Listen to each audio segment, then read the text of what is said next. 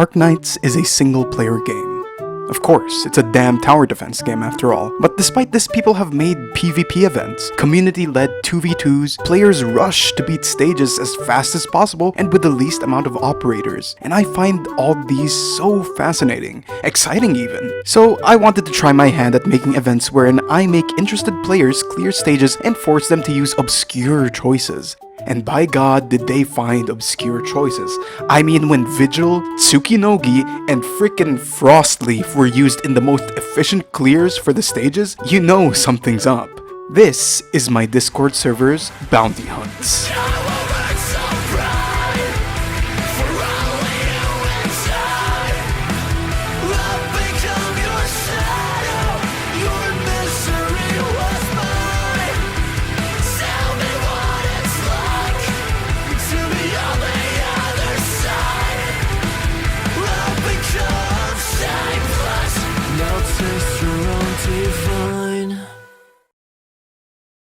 So, you might be asking what these bounty hunts even are. Basically, they are weekly challenges that me and my mods over at Discord make where we put a restriction that bans a certain group of operators while also working with a point system where using certain groups of operators will net you bonus points. This changes from bounty to bounty, much like other ways to gain bonus points, from tile bans to class boosts, to killing bosses last, to ignoring event mechanics, to using event mechanics. But there are bonus points that can be attained on any bounty, like submitting early, choosing to do challenge modes, or having empty squad slots will always be available in every bounty.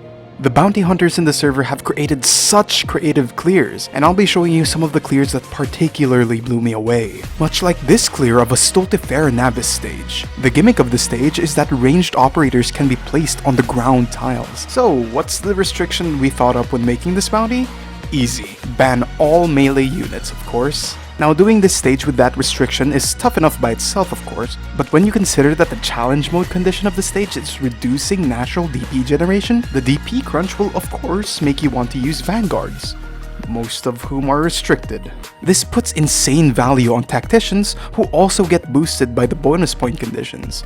Mule Seas would be incredible in the stage, almost soloing it with a Dorothy clone, which is why she's banned.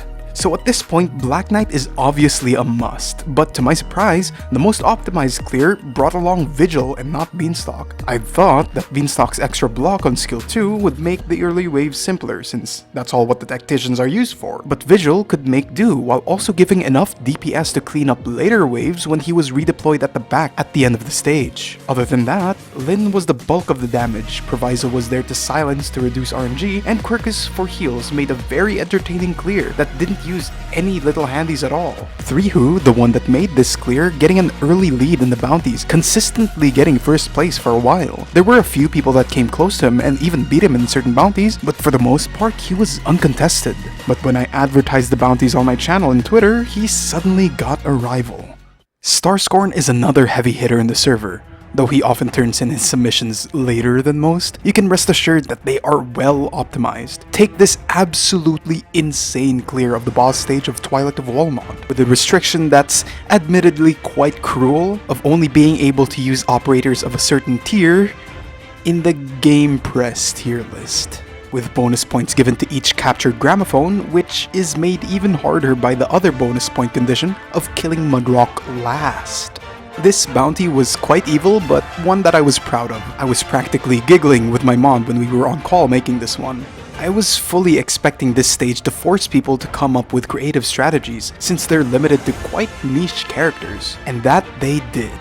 But what I was not expecting was for someone to absolutely crack it open and demolish the stage.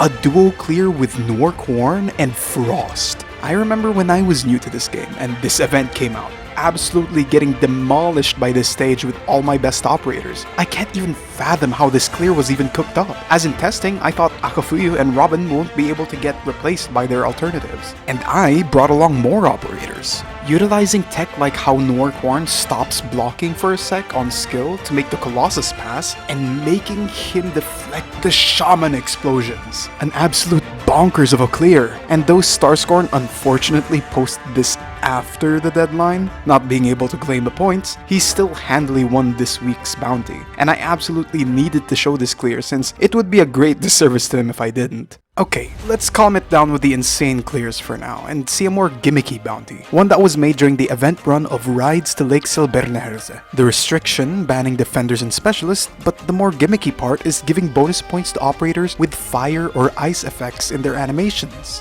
This extends to skins, of course, giving bonus points to operators with Christmas-themed skins. The hunters didn't need to equip the skins since that would be too pay to win, they just needed to exist. Another gimmick is allowing what basically is one free 5-star and 4-star that aren't vanguards by making the first one of each not take a squad space. This is the clear where Frostleaf out of all operators was used. She was made to cover the downtime of Grey Altar's slow since that can be quite RNG.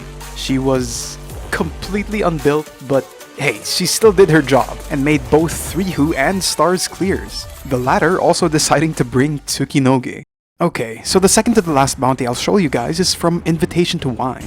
Another bounty restricting all melee operators, but this time also boosting lower rarity operators, giving bonus points to 5 stars but even more to 4-star operators. Also banning lots of 6 stars that can deal with the stage too easily by themselves. This placed significant importance to those that can hit hard and especially hit fast because of all the babies the enemies drop upon death. Pogdenko easily being one of the best options in the stage, DOT and Slow doing great for the babies that can't be blocked. Since 4 stars are as boosted as they are, our resident 4-star enjoyer Mooncheese went to claim first place doing a very impressive 4-op clear, one of the operators being Earth Spirit, who, if you need a reminder, deals no damage on skill. If that wasn't enough, he also brought a 54 cost click with no vanguards, using Deep Color's tentacles to reduce the amount of children spawned by the halberd guys so that click can easily clean them up.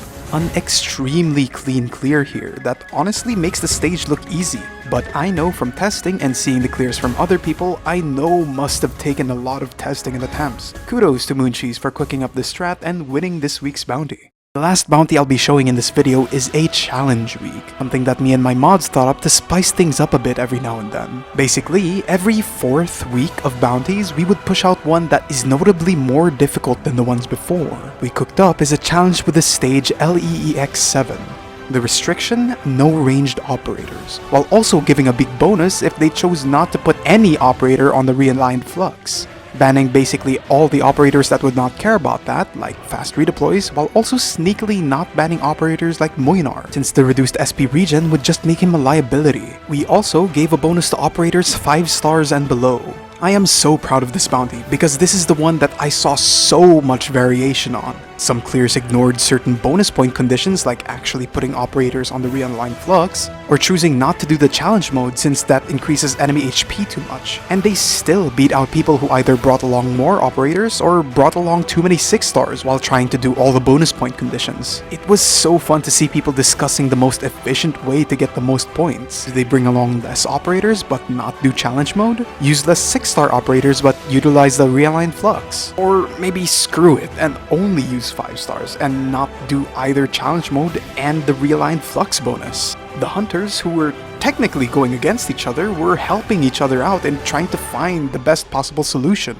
In the end, the most impressive clear from the bunch was Scorn, an incredible 5-op clear only using 5 stars, while also not using the realigned flux, though they chose not to do challenge mode, almost beating out the winner of the bounty, who won because of the bonus given to early submissions. Though the winner, of course, should not be taken lightly, as their clear was also very impressive. Another clear using Abyssal Hunters, another clear doing all the possible bonus conditions while only using 5 operators. It was a blast to see all the strategies unfold. And hey, if you want to participate in the bounties, come join my Discord server. We're about to resume the bounties in the following week. Link of the Discord is in the description and in the pinned comment. Even if you think you can't beat out the guys that made the clears in the video, we still try to make the bounties fun and interesting to casual players looking to find more creative ways to beat stages. So, come join in and try it out from time to time.